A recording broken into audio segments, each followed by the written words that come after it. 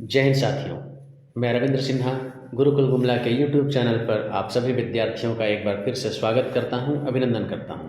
साथियों, पिछले कुछ समय से गुरुकुल गुमला की ओर से दिए जा रहे करंट अफेयर्स के कारवां में कुछ क्षणों के लिए, कुछ दिनों के लिए ब्रेक सा लग गया था, लेकिन आज से सुचारू रूप से इसे चालू करते हुए हम लोग पुनः करंट अफेयर्स के इस कारवां को आगे बढ़ाते हैं और आज की इस वीडियो के माध्यम से 6 दिसंबर के महत्वपूर्ण करंट अफेयर्स को आरंभ करते हैं। तो साथियों, आज का पहला प्रश्न है, किसे राष्ट्रीय पिछड़ा वर्ग आयोग के अध्यक्ष के रूप में नियुक्त किया गया है?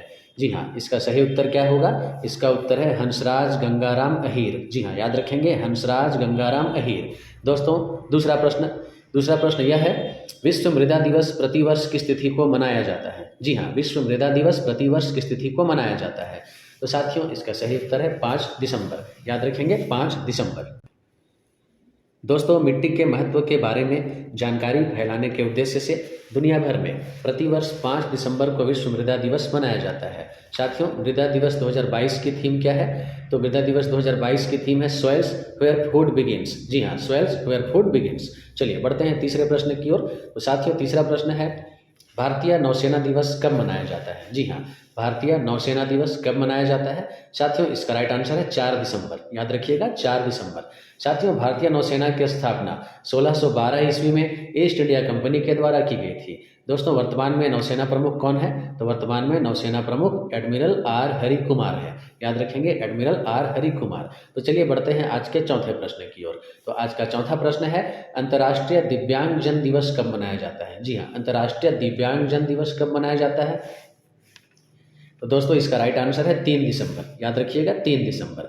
आपको बता दें कि यह दिवस दिव्यांग लोगों के अधिकारों और भलाई के बारे में जागरूकता फैलाने के उद्देश्य से प्रतिवर्ष 3 दिसंबर को मनाया जाता है। दोस्तों, वर्ष 2022 की थीम है transformative solutions for inclusive development, the role of innovation in fuelling and accessible and equitable world. जी हाँ, तो याद रखिएगा, अंतर्राष्ट्रीय दिव्यांगजन दिवस 3 दिसंबर को मनाया जाता है। बढ़ते हैं आज के 5वें प्रश्न की ओर। तो साथियों, आज का 5वां प्रश्न है, हाल ही में किस राज्य सरकार ने सरकारी नौकरियों और शैक्षिक संस्थानों में प्रवेश के लिए आरक्षण बढ़ाकर 76% करने के लिए विधेयक पारित किया है? तो दोस्तों, इसका सही उत्तर है छत्तीसगढ़। जी हाँ, छत्तीसगढ़।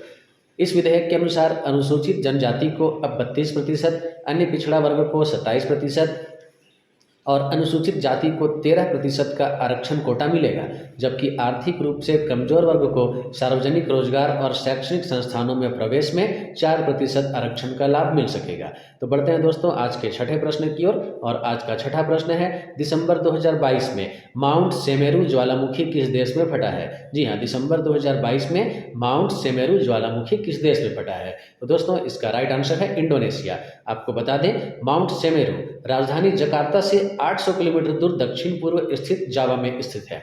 जी हाँ, इंडोनेशिया की राजधानी जकार्ता है और वहीं पे उसी के नज़दीक माउंट सेमेरू नामक यह ज्वालामुखी फटा है। साथियों, इंडोनेशिया में आपको बता दें कि कुल मिलाकर 121 सक्रिय ज्वालामुखी वर्तमान में मौजूद है।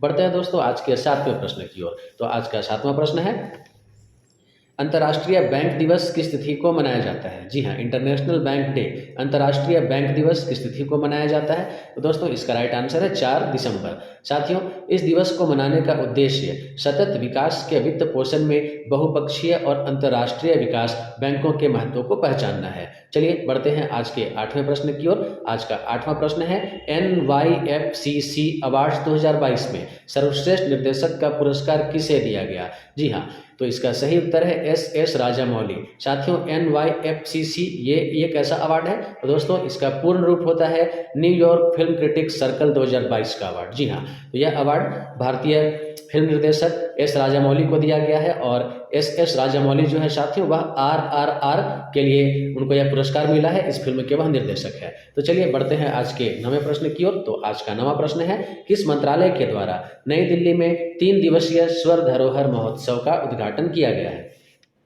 जी हाँ, किस मंत्रालय के द्वारा नई दिल्ली में 3 दिवसीय स्वर्ण धरोहर महोत्सव का उद्घाटन किया गया है? तो दोस्तों इसका सही उत्तर है संस्कृति मंत्रालय। जी हाँ, संस्कृति मंत्रालय। दोस्तों इस महोत्सव का आयोजन संस्कृति मंत्रालय ने स्वर्ण धरोहर फाउंडेशन के सहयोग से नई दिल्ली में किया था।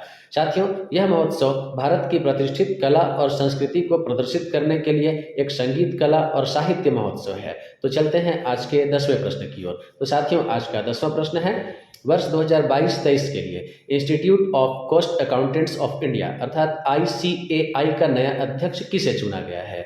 तो साथियों इसका सही उत्तर है विजेंद्र शर्मा। जी हाँ, विजेंद्र शर्मा। साथियों ICAI का उपाध्यक्ष राकेश भल्ला को चुना गया है वर्ष 2022-23 के लिए। तो अध्यक्ष का नाम याद रखेंगे विजेंद्र शर्मा, जबकि उपाध्यक्ष का नाम राकेश भल्ला। बढ़ते हैं आज के 11वें प्रश्न की ओर। तो आज का 11वां प्रश्न है, हाल ही में नेत्रहीनों के लिए तीसरे T20 विश्व कप टूर्नामेंट का उद्घाटन किया गया। इसका ब्रांड एम्बेसडर किसे नियुक्त किया गया है? जी हाँ, इसका ब्रांड एम्बेसडर किसे नियुक्त किया गया है? तो साथियों इसका सही उत्तर है भारतीय क्रिकेटर युवराज सिंह। युवराज सिंह भारत के पूर्व क्रिकेटर रह चुके हैं। जी हाँ, उन्हें नेत्रहीन T20 विश्व कप टूर्नामेंट का ब्रांड एम्बेसडर नियुक्त किया गया है। आपको बता दें कि आगामी T20 विश्व कप के लिए भारतीय टीम की कप्तानी अजय कुमार रेड्डी, जो कि आंध्र प्रदेश से हैं, वह करने वाले हैं, और वेंकटेश्वर रावडुन्ना, उनका भी संबंध आंध्र प्रदेश से है और उन्हें उप कप्तान बनाया गया है। दोस्तों विश्व कप के मैच 6 से 17 दिसंबर तक होंगे, जिसमें कुल 7 देशों की टीम भाग ले रही है। साथियों उद्घाटन मैच भारत और नेपाल के बीच 6 दिसंबर को खेला जाएगा। तो चलिए चलते हैं आज के 12वें प्रश्न की ओर। आज का 12वां प्रश्न है, दिसंबर 2022 में 6ठी वंदे भारत ट्रेन का उद्घाटन किस शहर में किया जाएगा? जी हाँ, इसका सही उत्तर क्या है? तो इसका सही उत्तर है नागपुर। साथियों इस ट्रेन का परिचालन बिलासपुर छत्तीसगढ़ से नागपुर महाराष्ट्र तक किया जाएगा, जिसका उद्घाटन प्रधानमंत्री नरेंद्र मोदी के द्वारा 11 दिसंबर को किया जाएगा। साथियों अब बारी आती है पिछले प्रश्न की, और पिछला प्रश्न था लोक सेवा प्रसारण दिवस किस तिथि को मनाया जाता है? जी हाँ, लोक सेवा प्रसारण दिवस किस तिथि को मनाया जाता है? तो साथियों इसका सही उत्तर है 12 नवंबर।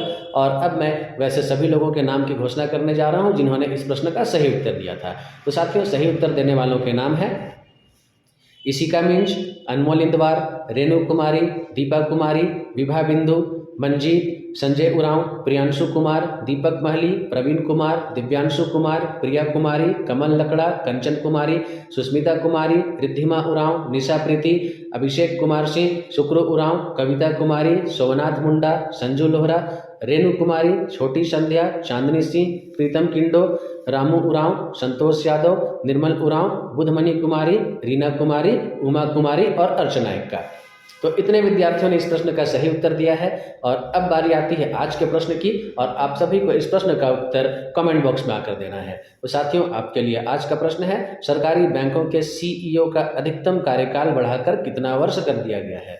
जी हाँ, सरकारी बैंकों के CEO का अधिकतम कार्यकाल बढ़ाकर कितना वर्ष कर दिया गया है? तो साथियों आप सभी इस प्रश्न का सही उत्तर कमेंट बॉक्स में जरूर दीजिए। और आपसे मैं कहता हूं कि इस वीडियो को बिल्कुल स्किप किए बिना पूरा का पूरा देखिए और अपने डायरी में जरूर से जरूर इन 12 महत्वपूर्ण प्रश्नों को नोट कर लीजिए। आगे आने वाली सभी परीक्षाओं में ये सभी प्रश्न काफ़ी महत्व के हो सकते हैं। तो चलिए साथियों, आप सबों को मेरी ओर से ढेर सारी शुभकामनाओं के साथ जय हिंद, जय भारत। साथियों।